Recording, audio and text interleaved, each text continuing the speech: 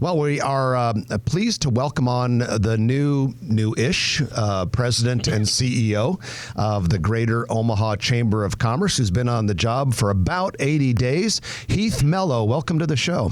Good morning, Jeff. Good morning, Trenton. Thanks for having me here. Well, it's good to have you with us, and congratulations on the new position. You know, you're a longtime Omaha guy and Nebraskan. You served in the Nebraska State Legislature, the Unicam, from 2009 to 2016, and so it's kind of like, in a way, your life has been leading you to this job.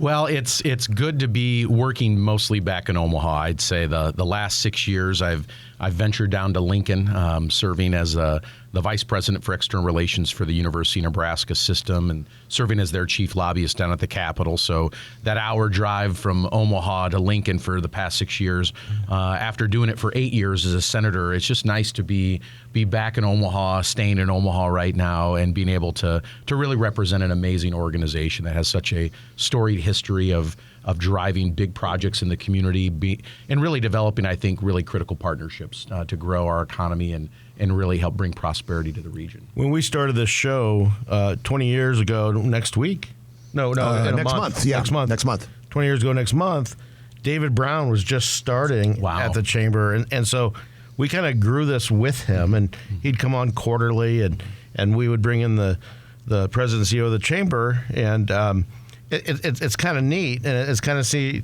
a homegrown head of it come back, and you didn't expect to get this job. Yeah, Trenton, a couple things there. Look, I didn't realize this is David Brown was the first, I was told, the first kind of professional economic developer hired in this role at the chamber, and really being a local Omaha person in this role, we haven't had someone a local person for close to 40 years in the chamber job. So it's great to be able to represent my hometown, work here, live here, spend all my time here. It's fabulous. And there's just a lot of exciting things, I think, about what the future holds right now. I've always admired about the chamber where the president of the chamber or the chairman of the board is always somebody with a local business. Mm-hmm.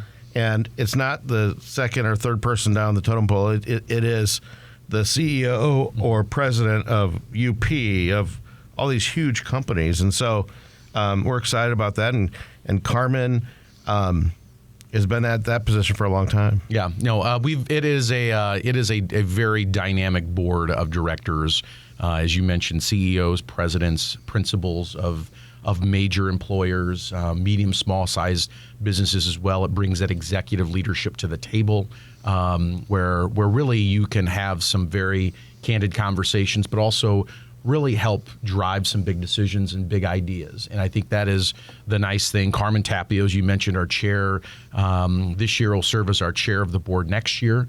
And that's a first in a long time. We typically don't have chairs of the board serve more than a year. I'm grateful for her leadership and her willingness to serve another year. And it really is an opportunity for us to bring in, Omaha, I don't think a lot of folks realize we have a lot of transition right now in a lot of major CEO president positions. A new president, CEO of Blue Cross Blue Shield, Jeff Russell, a new president, CEO of Valmont, Avner Applebaum. We've got folks coming into new roles, new president of UP, Beth Whited. I mean, you have, in the course of the 80 days I've been in this role, there's just been a lot of leadership turnover and a lot of major employers in Omaha. And so we're all kind of coming into these roles together, and it's really exciting to be able to chart the Greater Omaha. We don't hold you responsible for that transition, but it sounds like you're all growing together. But you've got so many wonderful people down there on the executive committee. When I remember that when they do the yearly chamber drive or whatever, some of the Jack Deasing, I remember he was a big player in the insurance industry, and he called me to just see how we're doing at our company. I thought that was the coolest thing, and for people like that to donate their time. Yeah, no, it's a volunteer. The volunteer leadership of the board is really tremendous. I think when I started in this role 80 days ago, it was mind blowing the number of volunteers and chamber members across the spectrum who give time out of taking time away from running their business, helping grow their company, managing their day in, day out, business and career professional life to come volunteer, whether it's helping bring new members in, helping us out with the Red Ribbon crew of cutting, opening businesses across the greater Omaha area, helping going to groundbreakings, and helping just do so much work facilitating economic development, public policy work. That really makes the chamber what it is today.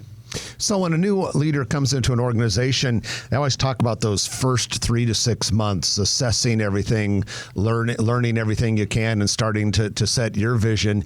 Heath, now that you are nearing the 3-month mark, what's your assessment of where the chamber is right now? What's special about it? Where does it need to go immediately? Well, Jeff, that is a fabulous question, and I'd be remiss, as I came into this role and had a number of conversations with other Metro Chamber presidents across the country. David Brown really was a trailblazer in this role for nearly 20 years, and I can't talk to anybody nationally who doesn't know the work David did, and how he helped put Omaha on the map in terms of what I say kind of the Chamber of Commerce executive world, in terms of just being an innovator of what he did. And that being said, trying to build off some of the work David did for nearly 2 decades has really been kind of my focus. Everyone has said, what's your vision for the chamber? And my very blunt, very, very candid response is, one, to bring clarity back to what I think is the chamber's main mission. Economic development separates us from your typical chamber of commerce, and that is our true North Star of an organization, is helping drive economic development, growth, and prosperity for the region. Public policy is the other big thing we do, and representing the voice of business is a very, very important role we serve, and we have to be able to look at that from, I think, a very thoughtful perspective in terms of what we get engaged in, what we don't get engaged as an organization, because those two things really kind of mesh together. You've got to have a strong business climate through your public policy, whether it's through your city halls, your state capitals, or in Washington, D.C., for you to be able to bring economic development projects or grow existing businesses and opportunities in the region. So those two kind of priorities really drive what I've been talking about to members. We've been exploring our opportunities as an organization to make the biggest impact. And the third priority is really kind of modernizing our membership services, of really providing that value proposition to members, whether they're a Union Pacific that's got thousands of employees here in Omaha, or you've got a small entrepreneur who's got 3 or 4 people working for their company. Those members all need different things. And it's making sure that the chamber is being member focused in terms of really delivering what members need from us in comparison to maybe what we think would be a really great idea or be really great to focus time and energy on this. It really is putting the member first and really trying to really see what they want us to be focusing on for them, whether that's helping out with networking, whether that's helping out of connecting them with potential customers or potential economic development projects, really leaning in some of that public policy space and on small businesses and trying to find ways to reduce that red tape and regulation across the state and in local governments, focusing on that positive business climate for entrepreneurs. I mean, it's across the spectrum, and I think that may sound a little bit more of I tell people a Back to the Future kind of reference of where David Brown had kind of focused the organization. But that's the Chamber of Commerce I grew up in as a state senator, as a community leader, of really doubling down on your strengths, and economic development, public policy really is what made the Greater Omaha Chamber what it is today. And I think there's a unique opportunity to take that vision and really, really catapult it into the future in light of this post-COVID world. And that's exactly what the chamber should do. And there's no organization with a mission. We're not about it. We don't have a lot of members. We have 20,000 subscribers to our newsletter at the Grow Omaha weekly market report. But we're about economic development with a slant towards commercial real estate. But it's all about healthy job growth, building companies here, bringing people to Omaha. And so I thank you for recognizing what the chamber was and is. So Heath, and let me build on that a little bit. You said that economic development is our North Star at the chamber. Given that, what is your assessment of the state of economic development in Omaha today? Jeff, and before I do, I want to throw a quick plug in Trenton. Even before I came to the chamber, I was reading the Grow Omaha Market Report email. We love it. Be able to share that to some of my former university colleagues in Lincoln to say, hey, this is what's happening in Omaha. If you ever want to read, this is by far the most comprehensive email you could ever read about really great things happening. So if your listeners haven't signed up for it, they need to. The state of economic development, I was literally just on a panel on Wednesday with the present CEOs of the North Platte Chamber of Commerce and the Wayne Chamber of Commerce. And the conversation, the panel conversation was the transition from chasing smokestacks to chasing people. And that is really kind of where the unique pivot is happening right now in economic development. We clearly as an organization are still focusing on opening up case files for industrial projects. This past year, in 2023, we've opened up so far about 124 files on industrial projects. About 70% of them are new to market. 30% are expansions of existing employers. But what we're seeing in that effort, particularly in the industrial space of potential projects to Omaha, is that they're very, very large energy users. And I think the state of economic development, folks aren't paying attention to what's happening right now with our energy systems, our energy generation. We have a great partnership with OPPD. They are by far our closest economic development teammate in this space, looking at big industrial projects or even just big commercial projects that would use a lot of energy.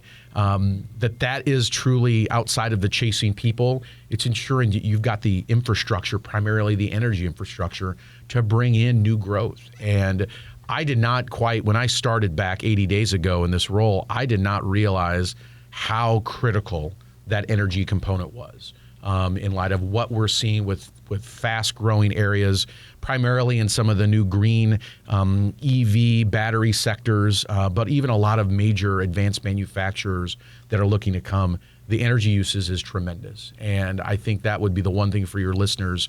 There's a lot of opportunity for us, I would say, as a region in this space, but it's also something that when OPPD is talking, I hope people are listening. I think it was the old E.F. Hutton, when E.F. Hutton says, when E.F. Hutton talks or says something, people turn around and listen. Yeah. And that's kind of the way I emphasize right now with OPPD, because they really are, they want to see growth in the region. They want to see further prosperity across our 6-county area in Nebraska that we serve.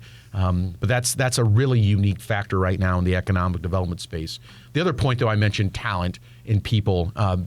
That was clearly something when I took on this role with our executive committee, our board of directors, and a lot of major employers. I've been on the road meeting with CEOs and presidents pretty much every day in this role, and that clearly is the biggest issue people bring up is, Heath, we could expand if we could find more workforce. And we know you've got a unique role of trying to drive commercial development, industrial development, but we need you really to be thinking strategically of what the future looks like to bring more people to Omaha. And that really is something we're looking at in 2024, as looking at a national marketing campaign to really highlight the opportunities in Omaha, the job opportunities, the career opportunities. Hearing you and Trent talk a little bit about the placemaking that's been done by, the leadership from Mayor Stothert, the leadership from the philanthropic and business community the last 8 years, particularly, you've seen a lot of amazing things that can attract people to come here. We now have to be able to go out to different cities across the country and really try to remind their existing residents why moving to Omaha and you starting your career here is going to be the best decision you can make. Music to our ears, Heath, because we too talk to so many leaders of so many companies that say we just can't get enough workers, and so it's so critical for us to draw talented, hardworking people to the community. Well, we have Heath Mello with us, President and CEO of the Greater Omaha Chamber, and Heath, we want to talk a little bit about some of the big development projects, and in Omaha you always have to start with the urban core. It seems like every time you drive through the urban core, you see another project, but it stretches basically from the Missouri River out a little bit past the Med Center and just kind of a couple miles north or south. But what's your assessment of our urban core right now? Well, Jeff, I would tell you, I heard you mention earlier the riverfront development, which, when you spend and invest almost $500 million in redeveloping a true placemaking environment for pedestrians, for visitors, for residents to be able to go spend time at the old Gene Leahy Mall, the Heartland America Park, the Lewis and Clark Landing. That's a great setup for future growth. And the urban core, when I started in this role, I had to clearly do a lot of reading, a lot of transition reading in terms of what's been happening over the last couple of years. And when the chamber released the urban core strategy back in March of 2022, there were 11 big projects, 11 big moves, as we call them, to really try to drive this goal of 30,000 residents and 30,000 jobs in the urban core by 2040. And you're seeing some of that work happen as we speak. I heard you mention a little earlier the West End with the UNMC campus. Some of the work they're doing clearly with their new buildings that's going to allow them to continue to grow their employee base. You have some new housing. There was recently a new housing project driven by Burlington Capital Group right off there off 48th and Dodge, the former Pittman veterinary site, which is going to be one of the taller high-rise apartments and condo living units in the urban core. You then make your way east a little bit. You see that growth happening, across that spectrum. The Builders District clearly with more jobs that are going to come in that space. The Mutual of Omaha skyscraper, which will clearly add a new level of excitement for Omaha skyline as we bring in visitors to the urban core.